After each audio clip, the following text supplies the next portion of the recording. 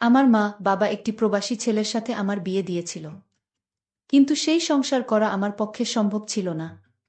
আর তাই তাকে আমি ডিভোর্স দিয়ে চলে আসলাম। বাড়িতে আসার পর 50 বছর বয়সী একটা লোক আমাকে পায়েস খাইয়ে অজ্ঞান করে ফেলে। অজ্ঞান অবস্থায় লোকটি আমার সাথে যা করেছিল তা শুনলে তোমাদের মাথা ঘুরে যাবে। তাহলে মূল ঘটনাটি বলি। 35 বছর বয়সী প্রবাসী ছেলের সাথে যখন আমার বিয়ে হয় তখন আমার বয়স তার অর্ধেক। খুব বিপদে পড়ে বিয়েটা করেছিলাম, কিন্তু আমার সাথে এমনটা ঘটবে কে জানে। মনে করেছিলাম বিয়ে করলে হয়তো ভালো একটা পরিবেশ পাব, যেখানে আমি সুখে থাকতে পারব। কিন্তু যেটা ভেবেছিলাম সেটা ভুল ছিল। এক নরক থেকে মুক্তি পেয়ে আমি যে আরেক নরকে গিয়ে পড়েছিলাম এটা বুঝতে আমার 2 দিন সময় ও দরকার পড়েনি। স্বামী নামের একটা কীটের হাতে এসে পড়েছিলাম আমি। জানি না কোনো স্বামী তার সদ্য বিয়ে করা বুকে সবসময় গালিগালাজ করে, কিন্তু সেদিন কোনো অপরাধ না করেও আমাকে প্রচুর বকা শুনতে হয়েছিল। 20 দিনের ভয়াবহ দিন কাটানোর পর আমার স্বামী যখন বিদেশ চলে গেল তখন একটা দীর্ঘ স্বস্তির নিঃশ্বাস ফেলেছিলাম এই ভেবে যে অন্তত কারো বকা আর মায়ের খাওয়া লাগবে না। কিন্তু আমার ভাগ্য যে আমার জন্মের পর থেকেই আমার বিপক্ষে সেটা আমার মনে ছিল না। উনি যাওয়ার পর থেকেই আমার দেবর আর আমার নন্দের বড় ছেলে আমাকে খারাপ নজরে দেখতা। আমি বুঝতে পারছিলাম নন্দের ছেলে আমার সাথে কি করতে চায়। আমাকে প্রতিদিন বিভিন্ন বাজে কথা বলতো। আমার শাশুড়িকে জানালাম বিষয়টা, কিন্তু ওই যে রসুনের প্রত্যেকটার মুখ এক জায়গাতে থাকে, এরাও ঠিক তেমন। আমি অভিযোগ করার পর থেকে আমার উপর অসম্মানের মাত্রা বেড়ে গেল। সবচেয়ে বেশি আশ্চর্য হতাম যখন আমার নন্দের ছেলে আমার সাথে বাজে বকত। শাশুড়িকে জানানোর পর যখন কোনো কাজ হলো না সিদ্ধান্ত নিলাম আমার স্বামীকে বিষয়টা জানাবো। কিন্তু সেটাও হলো না। আমার ফোন কেড়ে নেওয়া হলো। আমাকে হুমকি দেয়া হলো, যদি তার ছেলের কানে কিছু যায় আমার খবর খারাপ হবে। মুখ বুজে সহ্য করা ছাড়া আমার কোনো উপায় ছিল না। আমার জায়ের সাহায্য নিয়ে আমার স্বামীকে আমি সব জানালাম, কিন্তু তাতেও কোনো লাভ হলো না। উল্টো আমার স্বামী সুমন আমাকে দুশ্চরিত্রা বানালো, আর যত রকমের বাজে কথা আছে সব শুনিয়ে দিল আমাকে। সেদিন সারাদিন রাত আমি কান্না করেছিলাম। যে সংসারে স্বামীর কাছে বউয়ের কোনো মূল্য থাকে না সেই সংসারে থাকা আর না থাকা সমান। তবুও মুখে কুলুপ এঁটে অত্যাচার সহ্য করে যাচ্ছিলাম। এর মাঝে আমি আমার বাবার বাড়ির বেড়াতে যেতে চাইলে আমার শাশুড়ি আমাকে বলল, তুমি যদি এই বাড়ি থেকে এক পা কোথাও যাও তাহলে আমার ছেলেকে ডিভোর্স দিয়ে যেতে হবে। আমার পায়ের তলা থেকে মাটি সরে গিয়েছিল আমার শাশুড়ির কথা শুনে। বাপের বাড়ি যাওয়ার সাথে যে ডিভোর্সের সম্পর্ক আছে সেটা আমি প্রথম ওই বাড়ি থেকেই দেখেছিলাম। এভাবে 6 মাস কেটে যায়। এর মাঝে আমার বাবা, বড়ভাই বা সৎ মা কেউ আমাকে একটাবারের জন্যও দেখতে যায়নি। আমার স্বামী মালয়েশিয়া থেকে বাড়িতে আসার সাথে সাথে আমাকে ডিভোর্স দিতে নিয়ে যাওয়া হয়। উনি আমার একটা কথাও শোনেনি। ওর মায়ের কথা শুনেই আমাকে ডিভোর্স দিতে নিয়ে যায়।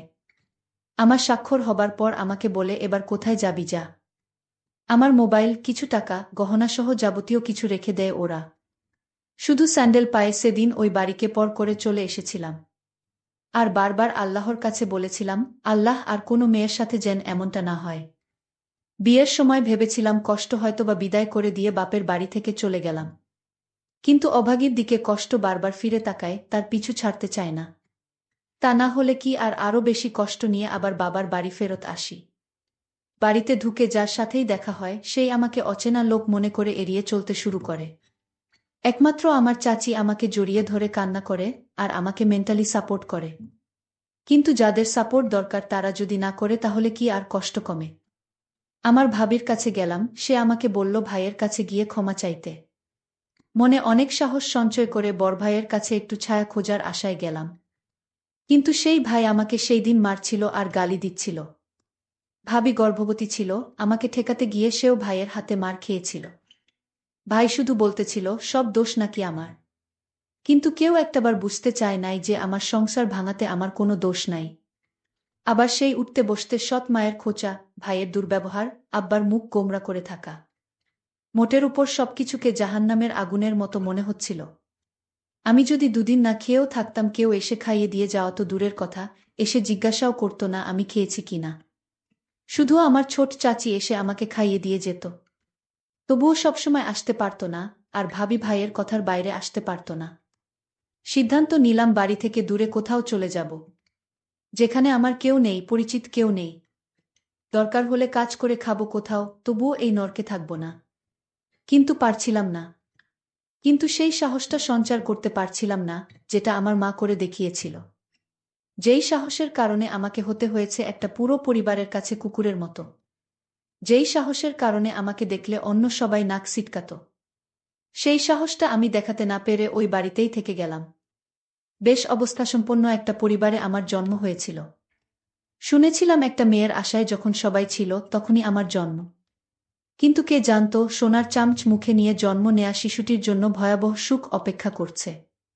আমার জন্মের পরে আমার মা আমার বাবাকে বিদেশ পাঠিয়ে দেয়, যাতে আমার ভবিষ্যতের জন্য কোনো চিন্তা করা না লাগে। বাবা মায়ের কথা মতো বিদেশে চলেও যায়। আর মা এদিকে বাবার অগোচরে একটা ব্যাংকে চাকরি নেয়। কিন্তু এটা আমার বাড়ির আশেপাশের কারো চোখে সহ্য হয়নি। এমনকি আমার মেজ কাকুরও না। আমার বাবাকে মায়ের চাকুরির ব্যাপারে সবকিছু বলে দেয়। আর সেই দিনই ফোন দিয়ে বাবা মায়ের সাথে প্রচুর ঝগড়া করে এবং মাকে চাকুরি ছাড়তে এক প্রকার বাধ্য করে। মা চাকরি ছেড়ে দিয়ে বাড়িতেই সময় কাটাতে লাগল। এর মধ্যে বাড়ির পাশের একটা লোকের নজর পড়ে আমার মায়ের উপর। আমার বয়স তখন ৮ বছর। সবসময় লোকটা মায়ের পিছু পিছু ঘুরঘুর করত। কী উদ্দেশ্য নিয়ে ঘুরত তা আমি বুঝতাম না। আমি শুধু মায়ের নীরবে কান্না করা দেখতাম। কাউকে ভয়ে কিছু বলতো না, এটা ভেবে যে অপবাদ বের হয়ে যাবে। বলে রাখা ভালো, এটা আমার সৎ মা ছিল। একদিকে বড় ভাইয়ের উচ্ছৃঙ্খল জীবনযাপন, অন্যদিকে ওই লোকটার জ্বালাতন মাকে দুর্বিষহ করে তুলেছিল। এর মাঝে কাটার উপর বিস্ফোরা হয়ে আসে আমার দূরসম্পর্কের খালা। সে এসে মাকে বলে যে খালু বিদেশ যাবে। কিছু টাকা লাগবে, টাকার পরিমাণ ৪ লাখের মতো।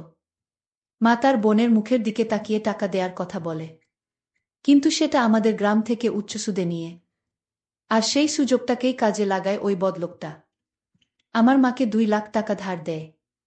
হয়তোবা ভাগ্যে এমন ছিল, দুর্ভাগ্যবশত খালু টাকা ধরা খায়।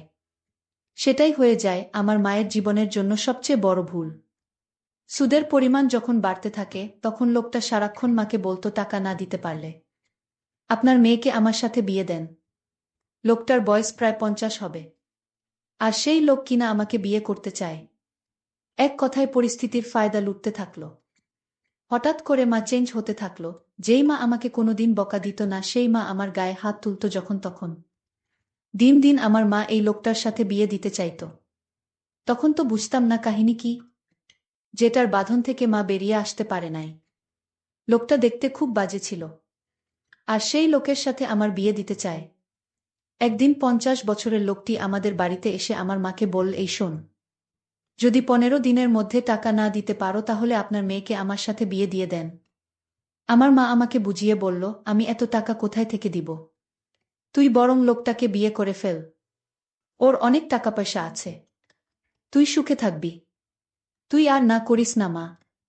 লোকটার বয়স হয়তো একটু বেশি। আমি মাকে বললাম, মা, আমি দরকার হয় মরে যাব, তাও ওই বুইড়া লোকটাকে বিয়ে করতে পারব না। আমি মনে মনে সিদ্ধান্ত নিলাম আমি এই বাড়ি থেকে পালিয়ে যাব। কিন্তু পালিয়ে কোথায় গিয়ে থাকব, কার কাছে যাব? কিন্তু আমি পালিয়েও যেতে পারলাম না। যেদিন ঘর থেকে পালাবার চেষ্টা করছিলাম, সেই দিন ঘর থেকে বাহির হওয়ার সময় মা দেখে ফেলে। তারপর আমার পিছু নেয়। আমি যখন একটা সিএনজিতে উঠলাম, আর সেই সিএনজিতে বসা ছিল সেই লোকটা যার সাথে আমার বিয়ে হবার কথা। লোকটার নাম শুনেছিলাম আকবর আলী। সেই আকবর আলী আমাকে দেখে ধরে ফেলে এবং বাসায় নিয়ে যায়। বলে রাখা ভালো যে মা এই ৫০ বছর বয়সী আকবর আলীর সাথে বিয়ে দিতে চাইছে। সে আসলে আমার আপন মা না, সে আমার সৎ মা। আর সৎ মা বলেই এরকম একটা ৫০ বছর বয়সী লোকের সাথে আমার বিয়ে দিতে চাইছে। তাছাড়া ঋণ পরিশোধ করতে আমাকে তার সাথে বিয়ে দেওয়া হচ্ছে। যাই হোক, আমাকে সিএনজি থেকে লোকটা ধরে বাড়িতে নিয়ে আসলো। আর বলল, শোন, আমার কিসের অভাব? আমার সাথে বিয়ে হলে তোর সমস্যা কি? আমি লোকটিকে বললাম, দেখুন, আপনি আমার বাবার বয়সী, আপনি আমাকে এখান থেকে চলে যেতে দিন। আমি এখানে থাকব না আর আপনাকে বিয়ে করতে পারব না। দরকার হয় মরে যাবা, তাও আপনার সাথে আমার বিয়ে হবে না। লোকটি আমার কথা শুনে আমাকে জোরে একটা থাপ্পড় মেরে বলল, এই মেয়ে, কি ভাবছিস তুই? আমার টাকার কি সুতা নাই? তোর মা যদি ১ সপ্তাহের ভিতরে টাকা ফেরত না দেয় তাহলে তোর অবস্থা খুব খারাপ হয়ে যাবে। হঠাৎ লোকটির ব্যবহার পরিবর্তন হতে শুরু করল। লোকটি বলল, শোন মা, আসলে আমি ভুল করেছি। তুই আমার মেয়ের মতো। আজ যদি আমার একটা মেয়ে থাকতো তাহলে আমি কি এরকম একটি লোকের হাতে তুলে দিতে পারতাম? লোকটির পরিবর্তন দেখে আমার মনের ভিতর সন্দেহর সৃষ্টি হল। লোকটি হঠাৎ এরকম পরিবর্তন হলো কেন? এই বিষয়টা নিয়ে আমি অনেক চিন্তিত হলাম।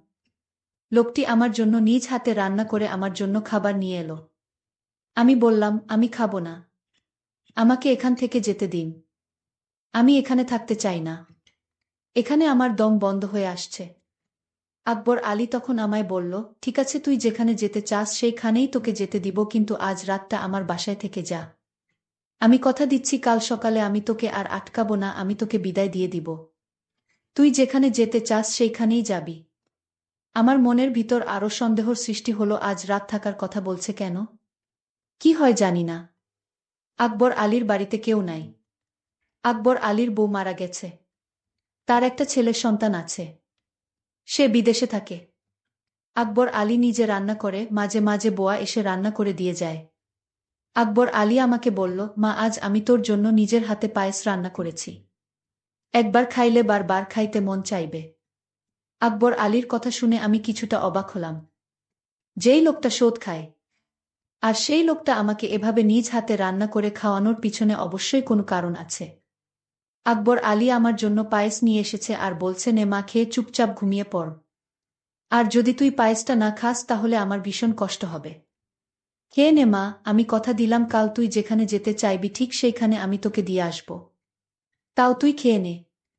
আকবর আলী আমায় এমনভাবে বলছিল, আমি না খেয়ে পারলাম না। আমি আকবর আলীর নিজ হাতে তৈরি করা পায়েসটুকু খেয়ে নিলাম। পায়েসটা খাওয়া ৩০ মিনিট পর আমার শরীরটা কেমন জানি করতেছিল। শরীরটা অস্থির অস্থির লাগছিল। আমার কিছুই ভালো লাগছিল না। আমার চোখে কিছুটা ঝাপসা দেখতে লাগলাম। আমার মাথাটা ঝিমঝিম করে ঘুরাচ্ছেছ। আমার কাছে মনে হচ্ছে পৃথিবীটা ঘুরতেছে। আমার এরকম অস্থির দেখে আকবর আলী জিজ্ঞেস করল, কিরে মা, কি হয়েছে তোর? যেই লোকটা ২ দিন আগে আমাকে তার ঘরের বউ হিসেবে দেখতে চায়, আর সেই আকবর আলী আমাকে নিজের মেয়ে বানিয়ে ফেল, এটা আমার কাছে কেমন জানি অদ্ভুত ব্যাপার মনে হলো। যাই হোক, পায়েস খাওয়ার পর থেকে আমার মাথাটা কেমন জানি ঘুরাচ্ছে, প্রচুর ঘুম পাচ্ছিল। আমি হঠাৎ বিছানায় শুয়ে পড়লাম। আমি ঘুমিয়ে পড়লাম। এরপর আমার সাথে যা ঘটেছিল তা শুনলে তোমাদের হুঁশ থাকবে না। আমি যেন অজ্ঞান অবস্থায় ঘুমিয়ে পড়লাম। আমার কোন হুঁশ ছিল না। তারপর আকবর আলী আস্তে করে আমার রুমে আসলো আর আমার বিছানায় বসল। আকবর আলী এক অদ্ভুত আচরণ করল ঘুমের ঘরে। আমি স্বপ্নে দেখতে লাগলাম আকবর আলী আমার কাছে আসছে। আর আকবর আলীর হাতে বিশাল বড় একটা হাতুড়ি দিয়ে আমাকে মারতে আসলো। আর এই স্বপ্ন দেখে আমি বিছানা থেকে লাফ দিয়ে উঠে পড়লাম। উঠে দেখি রুমে কেউ নাই, তবে আমাকে কেমন জানি এলোমেলো লাগছে। মনে হচ্ছে আমার ঘরে কেউ আসছিল। আমি বিছানায় একটা ঘড়ি দেখতে পেলাম। আর সেই ঘড়িটি আকবর আলীর হাতে ছিল। আমি ভালো করে লক্ষ্য করলাম এটা আকবর আলীর হাতে ছিল। কিন্তু দরজা তো ভিতর থেকে লক করা, তাহলে আমার রুমে কেউ ছিল না। তাহলে আমি কি বাজে স্বপ্ন দেখছি? আর সেই স্বপ্নে আমার ঘুম ভেঙে গেল। আকবর আলী আমার রুমে না আসলে তাহলে কে আমার রুমে আসলো? আর ঘড়িটি তো আকবর আলীর। তাহলে আকবর আলী কি আমার রুমে এসেছিল? আমি রুম থেকে বের হয়ে দেখলাম আকবর আলী নামাজ পড়তে লাগল। আমি আকবর আলীকে দেখি ভীষণ অবাক হলাম। আমি দাঁড়িয়ে থেকে তার নামাজ দেখলাম। নামাজ শেষে হলে আমি তার কাছে গেলাম এবং বললাম, দেখুন, আজ রাতে আমার রুমে কে আসছিল আমি বুঝতে পারছি না। তারপর আকবর আলী বলল, আরে বোকা মেয়ে, তোমার রুমে আবার কে আসবে? তুমি হয়তো দুঃস্বপ্ন দেখছ। তাহলে আমার বিছানায় আপনার ঘড়ি কি করে এলো? কই, ঘড়ি তো আমার হাতে, তাহলে এটা কার ঘড়ি? ও বুঝেছি মা, আমার ছেলে ২টা একরকম ঘড়ি নিয়ে আসছিল বিদেশ থেকে। আর তুমি যে রুমে থেকেছ সেই রুমে আমার ছেলে থাকতো, সে হয়তো ভুল করে ঘড়িটা ফেলে রেখে চলে গেল। আচ্ছা মা, আমি তোমার জন্য একজন পাত্র ঠিক করেছি। আমি তোমাকে তার সাথে তোমাকে বিয়ে দিব। তোমার মায়ের সাথেও আমার কথা হয়েছে। আমার তো কোনো মেয়ে নেই, আর আমি তোমাকে আমার মেয়ে করে নিলাম। আর তুমি গতকাল রাতে যা দেখছো সবই দুঃস্বপ্ন মা। তারপর আকবর আলী আর আমার মা আমার জন্য সেই সুমন ছেলেটিকে নির্ধারণ করল। আমি আকবর আলীকে বাবা বলে ডাকলাম। বাবা, আসলে আমি তোমাকে ভুল বুঝেছিলাম। তোমার মতো এমন মানুষ এ যুগে পাওয়া বড়ই কঠিন। তারপর আকবর আলী বাবা আমার বিয়ের সমস্ত খরচ বহন করে আমাকে সুমনের সঙ্গে বিয়ে দিয়ে দিল। কিন্তু কথায় আছে না, অভাগীর কপালে কি আর সুখ সয়। আমি তাকেও ডিভোর্স দিয়ে চলে আসলাম। কারণ এই পরিবারটি ভালো ছিল না তাই। বাড়িতে আসার পর কেউ আমাকে আশ্রয় দেয়নি। তাই এখন ঢাকা শহরে নিজে চাকরি করে নিজের পেট চালাই। জানি না তারপর আমার কপালে কি হয়। আজকের গল্পটি এখানেই শেষ করলাম। যদি গল্পটি ভালো লাগে তাহলে চ্যানেলটি সাবস্ক্রাইব করে পাশে থাকবেন। ধন্যবাদ।